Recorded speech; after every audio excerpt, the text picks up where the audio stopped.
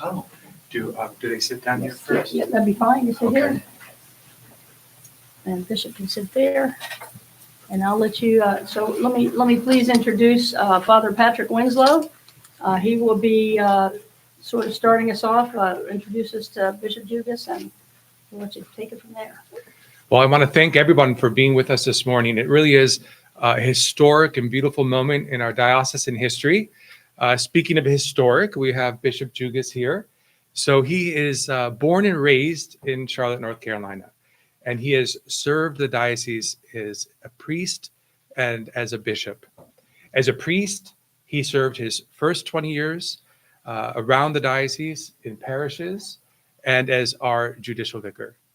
And then he was called by the same Pope that ordained him, Pope Saint John Paul II. And so we're thrilled to be able to claim him as our very own ordinand of a saint here in the diocese. And that same saint called him to be the Bishop of Charlotte. It's back in 2003. And so I was here as a young priest, and I had the pleasure of serving in the parish that was his home parish and got to know his parents for that first year. Beautiful, wonderful people. And so it was so thrilling to see them watch their son go from 20 years service as a priest to another 20 plus years in service as a bishop. And that has been an extraordinary and beautiful thing for our diocese to watch and to behold, to see our first native born son as a bishop here, serving for so long. Our hearts are filled with gratitude for all of the hard work and the dedication that he's given in service of the Lord and the church. Of course, he's not going too far away. He's going to be with us as our very own Bishop Emeritus. And as the Bishop Emeritus, he will be useful, no doubt, to his successor, who you'll meet in just a moment. He'll be useful for the whole diocese in general. So we're looking forward to that new role that he'll take here in the diocese and moving forward. And with that, I want to invite Bishop Jugis, who's been such a dear bishop and friend to me through my time here in the diocese, and especially in the past 5 years, where I've served with him as his Vicar General and Chancellor. So Bishop Jugis, please come up.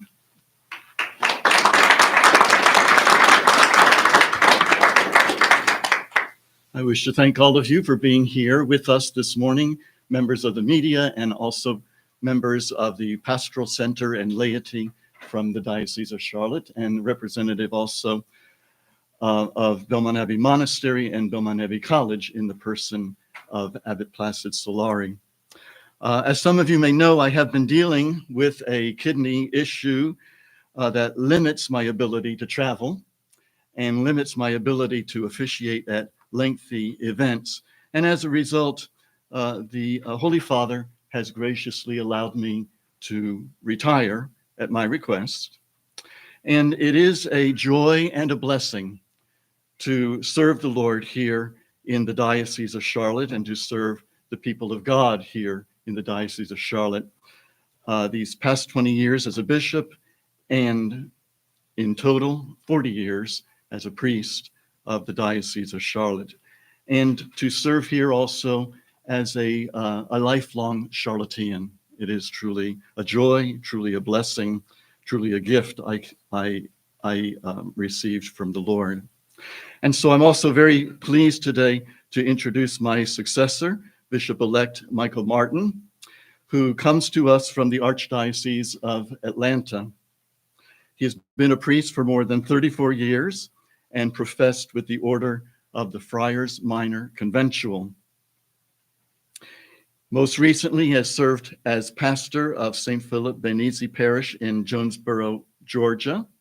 And so I'm sure his parishioners in Georgia are also celebrating his new position within the church. Now they know where his pastor has gone, at least for this week.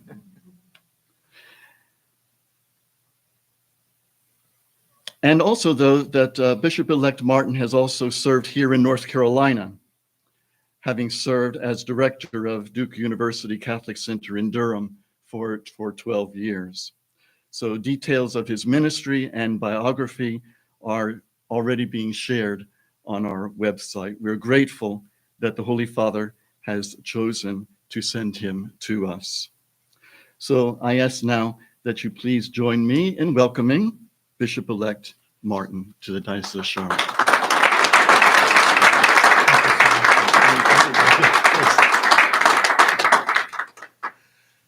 Thank you all very much for being here today. I'd like to begin by thanking our Holy Father, Pope Francis, for choosing me to serve the people of the Diocese of Charlotte. I am humbled by his selection and take seriously my responsibility to be in communion with him.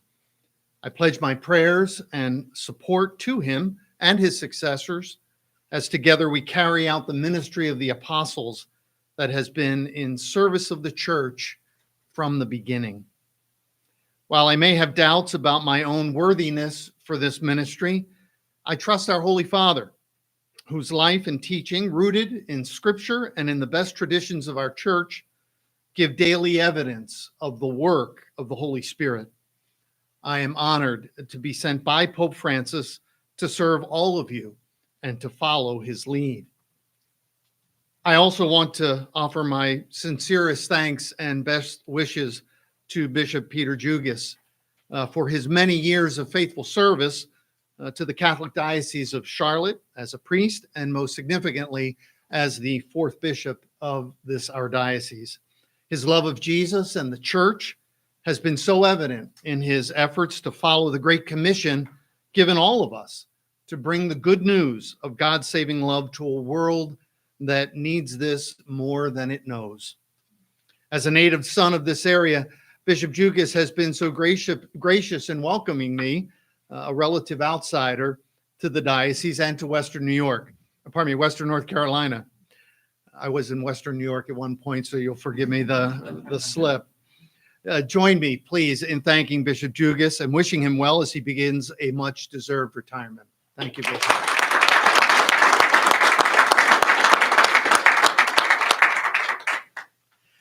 I'm sure that many Catholics in our diocese are waking up this morning to many questions about what this transition will mean for our local church and our local community.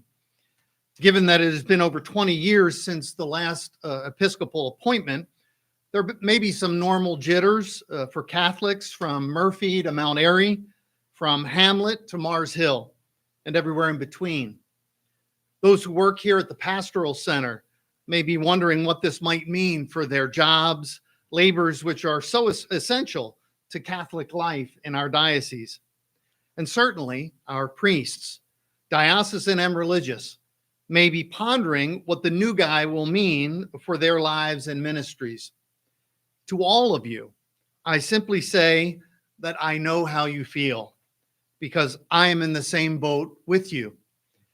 I am pondering the future, wondering what all of this means, and certainly more than a bit jittery.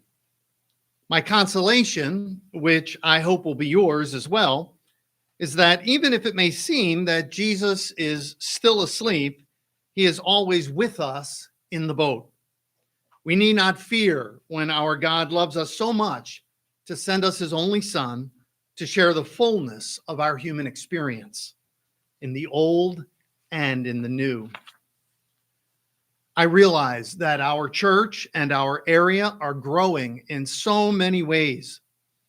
To all of the people of Western North Carolina and Charlotte in particular, who are of other faiths or of no particular faith, I look forward to being with you as we all strive to make our area a place of dignity, peace, and prosperity for everyone, especially the most marginalized. To the faithful Catholics spread across 92 parishes and missions, I can't wait to come to be with you, to listen to your story of discipleship, and to know how best I can serve you. To the many priests, deacons, and religious who walk with their lay brothers and sisters on the journey, I pledge my heart to you. St. Francis of Assisi writes eloquently in his final testament of the faith he has in priests. I'm amazed and humbled that the Holy Father has faith in me to accept this service to you. How much more can I therefore have faith in all of you to join me in proclaiming the joy of the gospel as we're all called to do? I would be remiss if I did not say a few words about my Franciscan family. I've been a conventual Franciscan for almost 45 years, and it's hard to put into words what that has meant to me. My brothers have formed me, taught me, inspired me, corrected me, and even put up with me for most of my life. I believe that the Diocese of Charlotte will come to know my Franciscan family in the months and years ahead by any goodness in me that is probably most attributable to them. Lastly, to my mom, to my 3 sisters, my brothers-in-law, my nieces and nephew, and even great niece and great nephew, your unconditional love and support is the birthplace of my faith and the heart of my desire to love this new community to whom the church has called me to serve. I love you so much and can't wait to see you next week when we have the latest family baptism of my great niece Hadley and my great nephew Wyatt next week in Baltimore. I'm so honored to be here to serve the Church of the Diocese of Charlotte, and I am happy to answer any questions you may have. Yes. Good morning, I'm Jeff Chamber with the Charlotte Observer. Good morning, Jeff. Pope Francis has sort of embraced same-sex marriage and same-sex couples in the Catholic religion, while maybe being less accepting of gender-affirming surgery and transgender people. I'm wondering, what do you think of the Pope's position on these issues?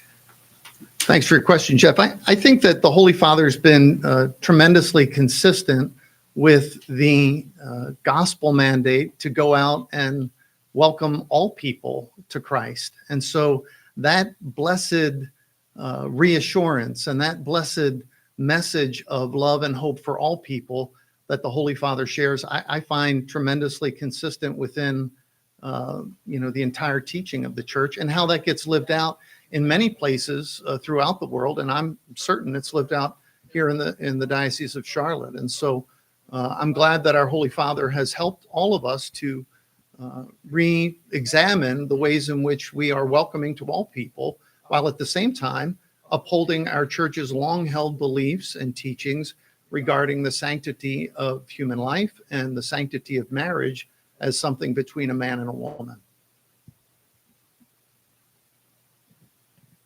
Yes, ma'am. Christina Bowling from the Charlotte Ledger. Hi, Christine. Sorry. Okay. Welcome to Charlotte. And Thank I wanted you. to ask you, we have such a big diocese here in Charlotte. What is your thought about how public facing you want to be in terms of being out in the community, or what is your kind of leadership style? How would you describe that in terms of how much you plan to get around? Sure.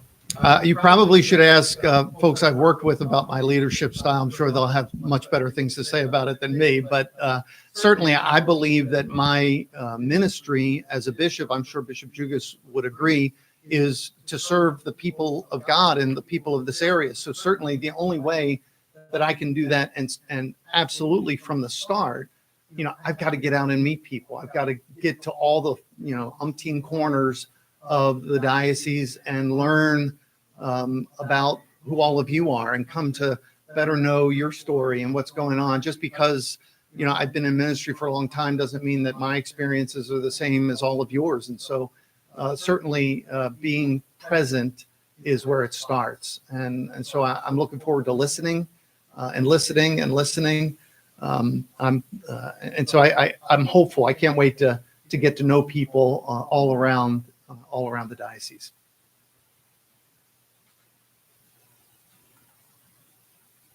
Yes, sir. Larry Bergen, Channel News. Hi, Larry. What are the teachings and learnings that you have taken from the predecessor and carrying that into this position? Sure. Bishop Jugis has had some tremendous accomplishments in this diocese, and much of its growth during the last 20 years has taken place under his leadership. And one of the things that I have not known him personally, until we spoke on the phone about 2 weeks ago. Was our first conversation, and I'm not sure I was very coherent in that first moment.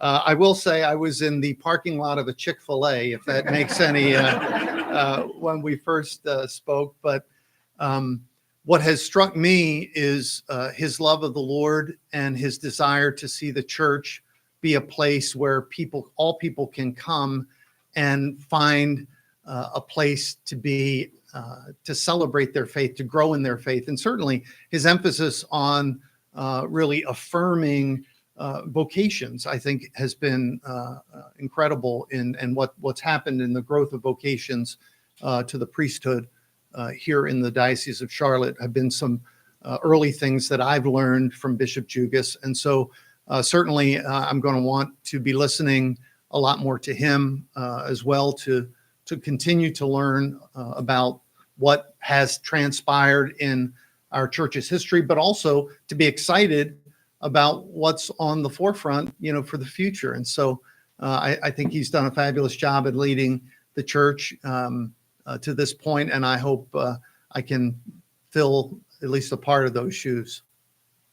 Yes, sir. Hello, Terry Allen, Queen City News. Hi, Terry. Question for you is, Charlotte's been going through kind of a rough period with a lot of crime issues that's been happening. What's your message to the people of Charlotte that you would like to portray? Thanks for that question. I believe without a doubt that there is no program, there is no ideology. The only answer is Jesus. And Jesus, we say, is the way, the truth, and the life. And the more all of us embrace the message of Jesus, the more that gets translated into the way that we live our lives. And that's the only answer I've got. That's the only answer I know. And so to the people who struggle in different parts of this city, economically or because of crime or whatever it might be, I certainly stand with you as someone who can appreciate the challenges that brings. But I will also be an advocate for you so that you have the same rights and dignity that all people have in our community. And so I look forward to listening and hearing more about what some of those particularities are to this growing area in Charlotte. But like I say, the only answer I have is Jesus, and that will be my one and only answer over and over and over again. And if you get sick of it, I'll be glad that I've done what I came here to do. So thanks. You're welcome. Yes. Good morning, Ashley Mahoney with Axios. Welcome to Charlotte. Hi, Ashley. With your ordination and installment in May, that'll take place in Huntersville at St. Mark's Schools. Over 1,000 people, and recent reports from ourselves as well as other outlets have indicated that St. Patrick is primed for being replaced, if you will. How important, or is it important, to have a major hub to gather inside Charlotte itself of something over 1,000 to 3,000? Sure. Every diocese has a responsibility to have a locus, some place where the people from the diocese can come together to worship for critical and important moments. And St. Patrick's has served that need for so long. And yet, as things change in any location, whether it be the city of Rome or whether it be the city of Charlotte, we have to change with that. And so if that means that we need a facility that can better respond to the growing needs of the church here in the Diocese of Charlotte, I look forward to reading some of the initial reports that have been presented and following the recommendations after I have a chance to take a look at that. But certainly our church, our local Catholic church here in the Diocese of Charlotte, needs a space worthy of the extent that our faith community has grown so much here. And so I don't want to say anything replaces St. Patrick's. Certainly to the people of St. Patrick's, I don't want them thinking they could ever be replaced. But again, I'll be taking a look at that. I really haven't had time to examine any of that, but I certainly want to affirm that we need a space worthy of the growth of our church here in Charlotte. Yes, sir. Hi, Spencer. I know you have a deep passion for education. What do you look forward most in dealing with our schools and students? Yeah, I'll never forget when I was, I don't know if you had a chance to look at my bio or not, but I had the chance to go back to the high school where I went to high school. And when I first got there, I was the admissions director and the assistant varsity basketball coach. And I was there for 2 years when I was asked to be principal. And if you ever get the chance to go back and be principal of your old high school, it's you should take it, because it's a great justice moment to sit down with teachers who taught you and say, signing their contract, how do you like me now? But I say that to say, when I became principal, I learned very quickly I had to step aside from coaching, which was something I very much loved, and realized that I was in an administrative and more of a leadership position, and I couldn't do all the things that I loved doing. But I had to take comfort in knowing that I was making a difference for the students at a higher level, so to speak, so that others could do the great work of being involved in the lives of students on a daily basis. And while that had been more of my daily experience prior to that, I had to sort of give that up in order, somebody's got to do that. So I say the same to our 20 Catholic schools. I'm not ready to go back into the classroom anytime soon. Although once in a while I probably wouldn't mind, but whatever way I can help our school, and in particular our school administrators that have an incredibly challenging position, whatever way I can support them in helping to make all of our Catholic schools a place that forms engaged disciples, that has to be the heart of what Catholic education is all about. If we're not doing that, I don't know what we're doing. And so that has to be our first priority as Catholic schools. And it's my responsibility to give those administrators the tools and the resources they need to affect that reality. So I'm looking forward to getting out. And we have the parish where I am now, we have a pre-K where whenever I'm having a particularly not good day, I can always go down and get a zillion hugs and catch, a flu or the cold from all the little rugrats. But so I look forward to spending some time in our schools. Even today, I think I'm visiting one of our schools today. So thanks so much. Yeah. Yes, sir. You mentioned wanting to work more closely with marginalized people in Charlotte. Were there any programs that you were familiar with in Jonesboro, or maybe other locations that you would like to see adopted here in Charlotte, or anything that you're looking forward to tackling? That's a great question. And I don't profess in any way, shape, or form to be some guru that has all the answers. Like I said, my only answer is Jesus. I think the greatest gift that I can first and foremost offer to those who are marginalized is presence. I want to be with you. And to the extent that I have to get out of my office and get into theirs, whatever that looks like, I want to make sure that I'm doing that to the greatest extent possible. That said, the complex realities of folks who have been marginalized, especially especially the poor, are so complicated. There are so many realities there that to have some sort of glib, simple program that I could slap on it that's going to make everything all great for them is naive. And so, our God tells us the poor you always have with you. And so I don't take that as an eternal, place of rest for all the poor, but rather a regular call out for the church to constantly say, how are we being with the poor? I've been so edified by at our parish at St. Philip Benizi, our St. Vincent de Paul ministry, the lives and the impact that our parishioners are carrying out for folks in our community have been extraordinary, and it's nowhere near. and this is Atlanta, so it may not apply here, but it's nowhere near meeting the need. So I'm sure so many of the parishes here in Charlotte are doing similar things, or will hopefully look, ask themselves, how can we make a difference? Even if we're in a part of the diocese where we don't maybe come in contact daily with folks who are marginalized, maybe we can partner with areas of the city or the diocese where that does happen. So, like I say, I don't have any programs that off the top of my head that are the magic answer, but presence is the most important. Yes.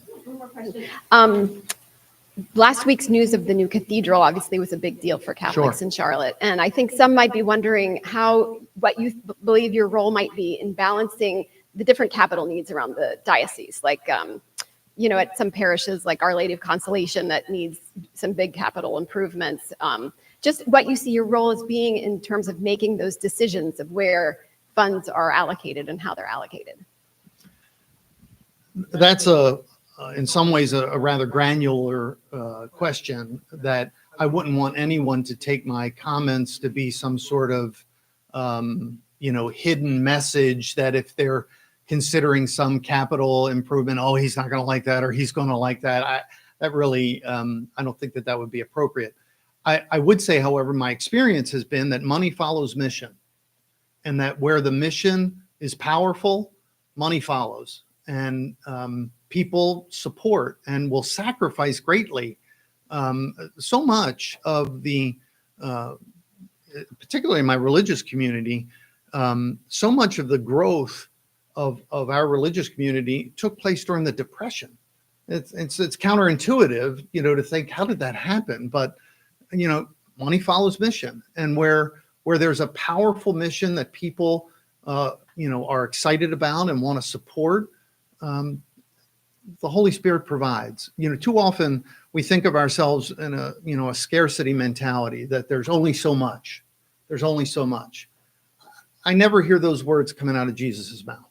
That there is enormity in our world. We live in a world where, the moon can block the sun for, a few moments during the day, and it all keeps spinning. There's still, like, God's creative design is not one of scarcity. It's one of bounty and goodness. And so to all those who have not yet been able to share in that bounty, we should all say to ourselves, why not?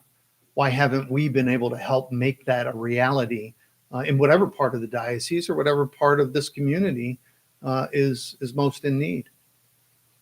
Yes.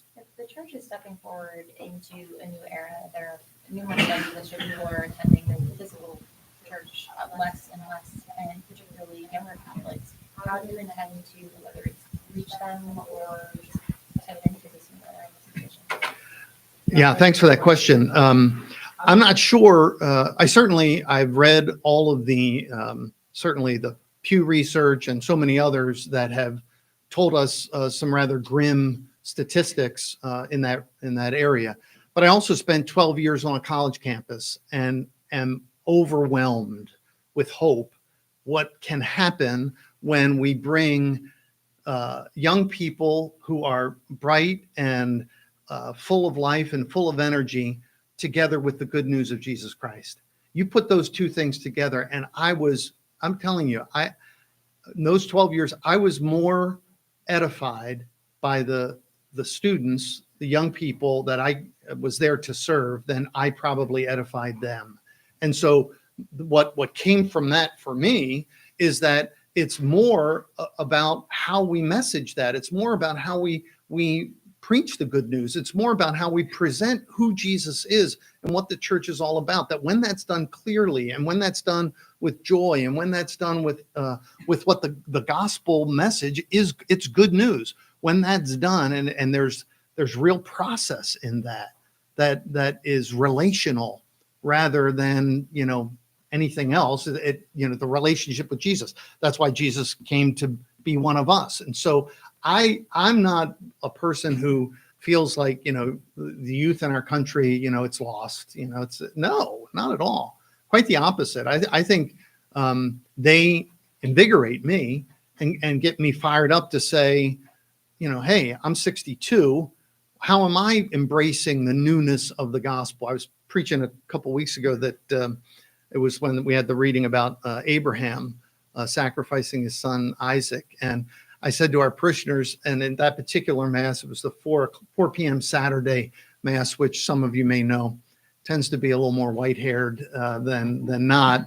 I said, we're told that Abraham was 75 when this reality changed his life. So any of us, including Bishop Jugis in his retirement, there is no retirement from following the gospel. There is no retirement from responding to God's call. And so whether we're young or old, there is tremendous joy in the good news, and all of us are called to rediscover it over and over and over again. So I'm sure you're saying, when will he stop? But, I'm sorry. Yes, ma'am. Yeah, good morning. Good morning.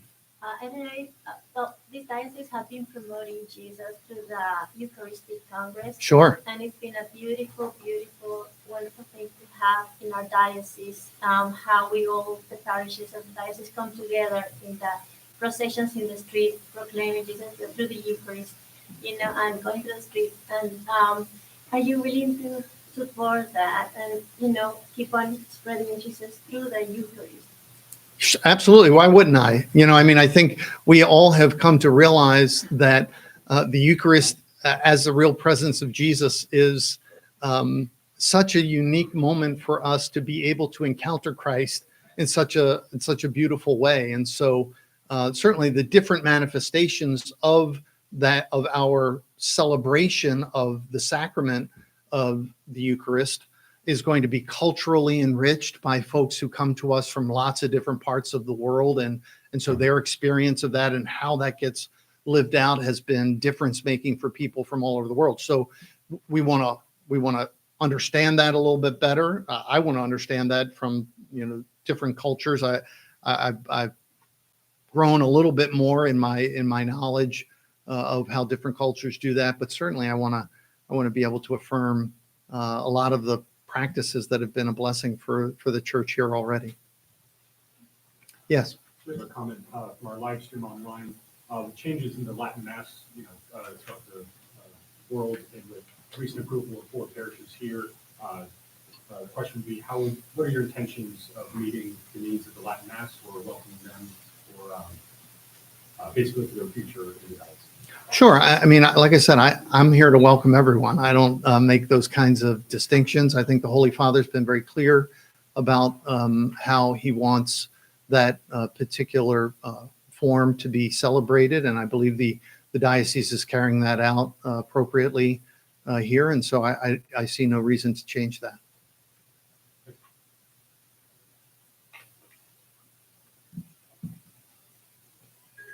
I thought you were going to say my mother sent in a message. Anybody else? Any other questions? Thank you for. On a lighter note, you traded Atlanta traffic for Charlotte traffic. Honest to goodness, I'm telling you, I'm thinking I'm the winner here. Be honest with you. So the commute so far has not been bad at all, and so when it usually takes 15 minutes just to get off of the various loops of the Atlanta airport just to get onto an interstate, I didn't find that to be the experience when I flew in last night. So yeah, I'm looking for a little more peaceful commuting reality, but I'm sure, of course, I'll get on the highway today and be sitting in traffic. I won't say cursing, but thinking about possibly cursing. Does 12 years in Duke leave you a Duke fan? I knew I was going to get that question, and there's no right answer to that question. So obviously I'm a Duke fan. I can't. It was a joy of my life to be there, and it was at a unique time. But I also understand that for most of North Carolina, Duke is, an afterthought. It's either, State or UNC or App State or UNC Charlotte, and I love college athletics and the spirit of happy and holy competition that it creates, not even just amongst those men and women who are playing, but amongst all of us. As you know, I mean, there I am last night trying to fall asleep at the same time trying to follow the national championship game last night, and I mean, it's just sport is it's a beautiful thing. So I know I still love Duke, even though most of you don't. So I get it. I get it. Well, thank you, Thank you Bishop-elect. all. I will let everybody know that